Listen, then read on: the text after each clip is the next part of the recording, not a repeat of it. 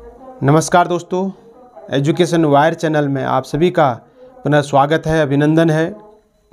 जैसा कि विदित है कि राष्ट्रीय स्तर की मैं बात करूं, राज्य स्तर की मैं बात करूं तो करोड़ों कर्मचारी हमारे कार्यरत हैं और जो लोग 1 जनवरी 2004 के बाद लगे हैं वे एनपीएस की मार झेल रहे हैं और इसको संशोधित करके सरकार यूपीएस लाई है। वैसे तो मैं पूर्व में भी इस पर अपनी वक्तव्य दे चुका हूं कि मैं एनपीएस और यूपीएस दोनों के खिलाफ़ हूं और पूर्णतः खिलाफ़ हूं, क्योंकि ये दोनों चीज़ें जो है कर्मचारियों के हित में नहीं हैं। हम निरंतर सरकार से ओपीएस की बात करेंगे, लेकिन फिर भी मैं सामान्य जानकारी के लिए बीच बीच में कुछ न कुछ चीज़ें लाते रहता हूँ। आज का जो मेरा टॉपिक है वो उन लोगों के लिए है जो 1 जनवरी 2004 के बाद जॉब में लगे हैं या 1 अप्रैल 2025 के बाद जिनकी ज्वाइनिंग होगी, या ऐसे सेवानिवृत्त लोग जो एनपीएस के दायरे में आ रहे हैं।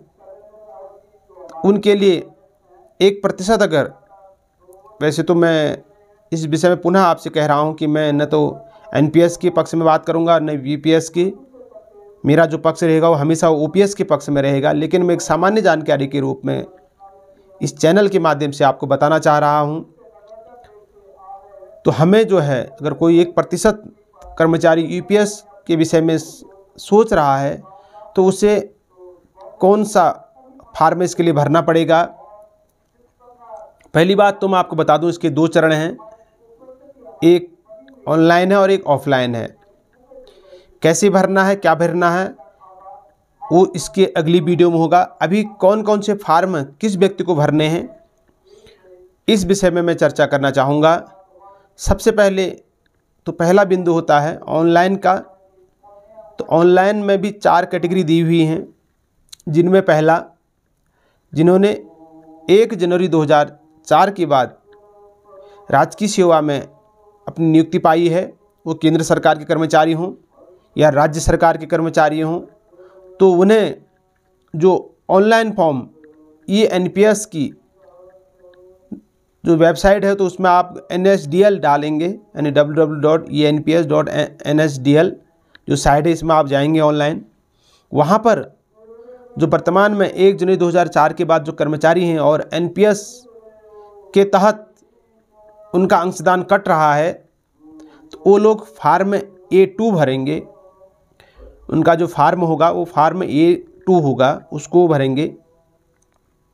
और उसमें अंदर कैसे भरना है, क्या भरना है, इस विषय में मैं आपको बता रहा हूँ कि अगली वीडियो जरूर आएगी। इसके साथ नए भर्ती जो कर्मचारी हैं जिनकी नियुक्ति 1 अप्रैल 2025 के बाद होगी, क्योंकि वो एनपीएस से आच्छादित नहीं हैं, तो ऐसे लोग जो है फार्म A1 भरेंगे।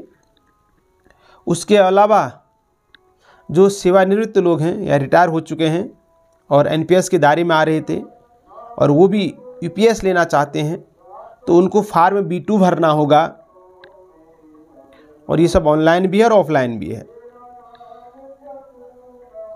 चौथा जो स्टेप है, अचानक किसी की मृत्यु हो जाती है ऑन ड्यूटी या इस तरह से कोई प्रक्रिया घटित होती है बीमा धारक के साथ या कर्मचारी के साथ, तो उन्हें फार्म B6 भरना है। और सभी enps.nsdl की वेबसाइट में आपको दिखाया जाएगा। वहाँ आपको अपना प्रान नंबर डालना है और इसके साथ ही आपके रजिस्टर्ड मोबाइल नंबर पर OTP आएगा और संबंधित चीज़ें स्टेप वाइज आगे को बढ़ती रहेंगी। तो आज की इस वीडियो में इतना ही महत्वपूर्ण था कि किस कर्मचारी को कौन सा फॉर्म भरना है। पहला, वर्तमान कर्मचारी फार्म A2 भरेगा। दूसरा, नए भर्ती कर्मचारी जो 1 अप्रैल 2025 के बाद लगा है वह फार्म A1 भरेगा। और सेवानिवृत्त कर्मचारी जो भी है वह फार्म B2 भरेगा। और किसी कर्मचारी की ऑन ड्यूटी या किसी प्रकार की मृत्यु हो जाती है उसके लिए फार्म B6 भरा जाएगा। ये इम्पोर्टेंट है। इसके बाद मैं अगली जो वीडियो है उसमें लाऊंगा कि हमें किस तरह से इस फार्म को भरना है, ऑनलाइन या ऑफलाइन। फ़िलहाल ऑनलाइन में इस विषय में आपको जानकारी दूंगा और उसके बाद आगे की प्रोसेस बताऊंगा। आप मेरे इस चैनल से जुड़े रहिए। मैं पुनः अंत में एक बार फिर ये स्पष्ट कहना चाहूँगा कि मेरा ये वीडियो न तो एनपीएस को बढ़ावा देना है, न ईपीएस को बढ़ावा देना है। मुझे पता है कि दोनों चीज़ें कर्मचारियों के हित में नहीं हैं, लेकिन चीज़ों की समझ हमें होनी चाहिए कि किसको कैसे भरना, कि समय बड़ा बलवान होता है। इसलिए हमें फार्म के विषय में जानकारी होनी चाहिए। हम उसको अडॉप्ट करें या ना करें अलग चीज़ है, स्वीकार करें या ना करें, लेकिन क्या क्या इनके अंतर्गत आता है इस विषय की हमें जानकारी होनी चाहिए। आप लोगों ने मुझे सुना, इसके लिए आप सभी का बहुत बहुत धन्यवाद है। इसी तरह मेरे साथ जुड़े रहे, आपका स्नेह बना रहे। बहुत बहुत धन्यवाद।